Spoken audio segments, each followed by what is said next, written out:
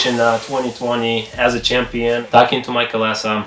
I left my car obviously there for season prep and everything, and what are we doing next? Just like everybody else before me, ready to jump to Pro 1 and go and kill it and do big things, be a big dog, you know. And a side note, the reason why I won the first championship is because Michael Essa was telling me a lot of things, he was coaching me, and I listened, and we got the results. So he's like, I don't think it's a good idea for you to go to Pro 1. Let's stay one more year and do another championship. And I'm like, you know, obviously I wanted to do that. It sounded great, like a big thing, a historical.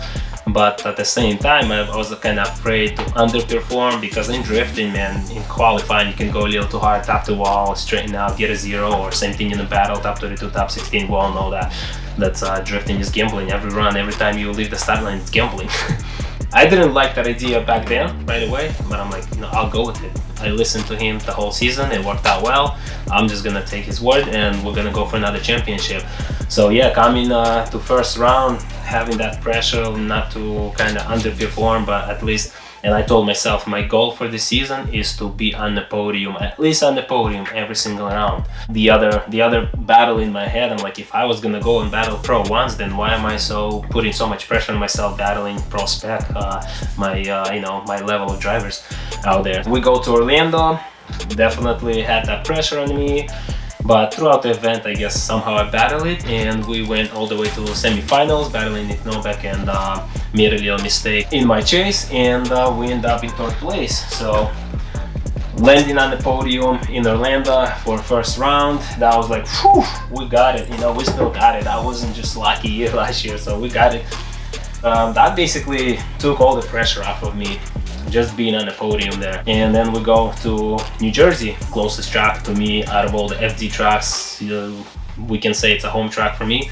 I did a lot of driving there with other car, with Z4, with M3, a couple gamblers runs before that. So yeah, I felt good, but I knew there's a lot of other good guys that's more local to the track that did way more driving than me on the same track. So I knew like that's gonna be a tough battle for me to battle some of the local guys. And somehow just like all other things happens.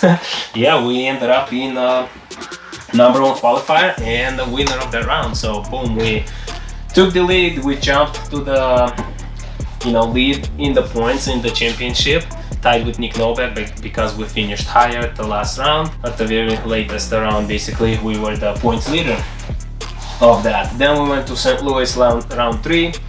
I was pretty confident, and like I thought I had that track like this, because that was the first round of last year's season where I had no practice and did pretty good, and that's a lot smaller track than anything else, but technical. It didn't go exactly how I wanted to go, of course. We got knocked out in top 8 by Mike Powers. He ended up taking the win, you know, first place on that round. But however, we still podiumed, and it was a Royal Purple contingency program. Basically, not everybody participated on the podium in that program. I did, and I ended up 2nd place on the podium just for that contingency program. So it's still ka-ching. Still did that what I told myself to accomplish, and basically still was on the podium for that 3rd round. Still kept the lead in the points, even though the championship got a lot tighter between, like, you know, top 5 guys in the standings. And yeah, coming to the final round, we were overthinking a lot, and then we went back to square one, tried to simplify everything and just have fun. And after a lot of battles, a lot of hard things, we went all the way into the finals. That was good thing, but we only took 2nd place, which was just going into the finals. Basically, I already locked in my championship. That was enough to win the championship. I did not have any 2nd place trophies. I don't even mind to have it, so it's pretty cool. I got all 3. I got the 3rd place, I got the 2nd place, I got the winner, and that's how we got this very big heavy duty trophy, number 1 champion prospect. So yeah, the team got it. Let's go. It definitely takes a team to win a championship. Big thank you to my whole team, people who supports me and helps me.